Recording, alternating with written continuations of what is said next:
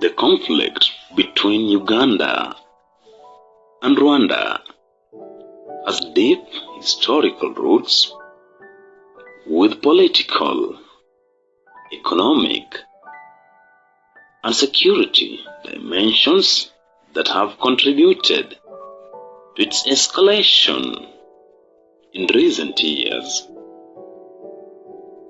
The current conflict is rooted in a competition for influence in the Great Lakes region of Africa. Rwanda has accused Uganda of supporting armed groups that have carried out attacks on Rwandan territory, while Uganda has accused Rwanda of meddling in its internal affairs and supporting rebel groups. The conflict also has economic dimensions, as both countries rely on trade and access to each other's markets for their economic growth. Disputes over trade regulations and border closures have resulted in economic losses for both countries. Another factor contributing to the conflict is the historical animosity between the two countries. The Ugandan President Yoweri Kaguta Museveni and the Rwandan President Paul Kagame used to be great allies. For instance, during the Ugandan 1981 to 1986 civil wars, Kagame and Yoweri fought together in the bush, and Yoweri, together with his army, managed to topple the then Ugandan government and ultimately became the Ugandan president. Similarly, between the year 1990 to the year 1994, President Yoweri helped Kagame, then commanding a rebel group called Rwandan Patriotic Front, RPF, to overthrow the then Rwandan government, and Kagame ultimately became the Rwandan president. Yoweri and Kagame were again allies between the year 1996 and the year 1997, fighting together in the First Democratic Republic of Congo, DRC war, that led to the removal of the then DRC dictator president Mobutu Sese Seko. However, this long-held friendship ended during the DRC's Second War that took place between the year 1998 and the year 2003. Uganda and Rwanda clashed over the exploitation of the DRC's resources and the management of the attack against the then DRC's president, Laurent Kabila. This led to a fight between the Rwandan and Ugandan armies in the DRC between 1999 and the year 2000.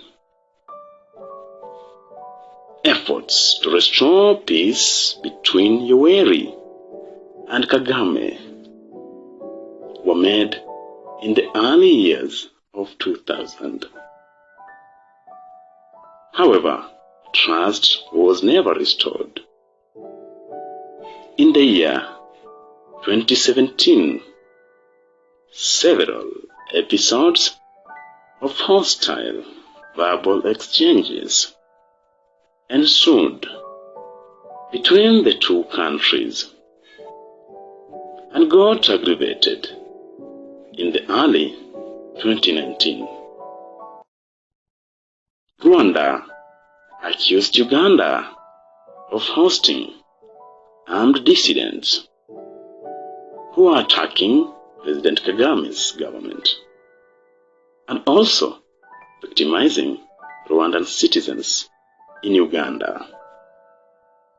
Uganda too claimed that Rwanda was engaging in acts of espionage targeted at destabilizing President Yoweri's government. And in March the year 2019, Rwanda closed its border with Uganda, which is called Gatuna border.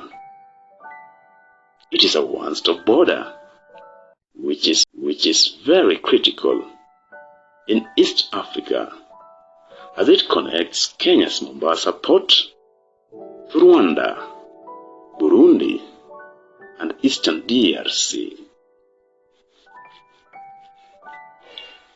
With Kagame's closure of the Gatuna border, President João Lourenço of Angola and President Felix Tshisekedi of DRC started mediation between Presidents Yoweri and Kagame, with the first meeting taking place in Luanda, the capital city of Angola. The second mediation meeting was organized at the Rwanda-Uganda border. This was done strategically and intentionally to try to make the border reopening a reality.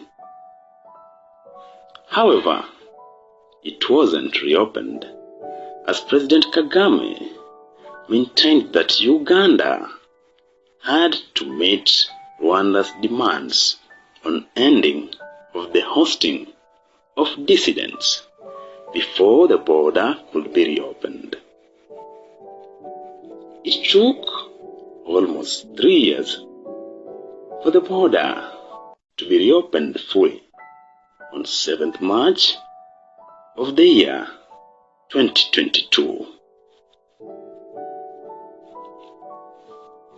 The historical animosity between the two countries has contributed to mutual mistrust and suspicion,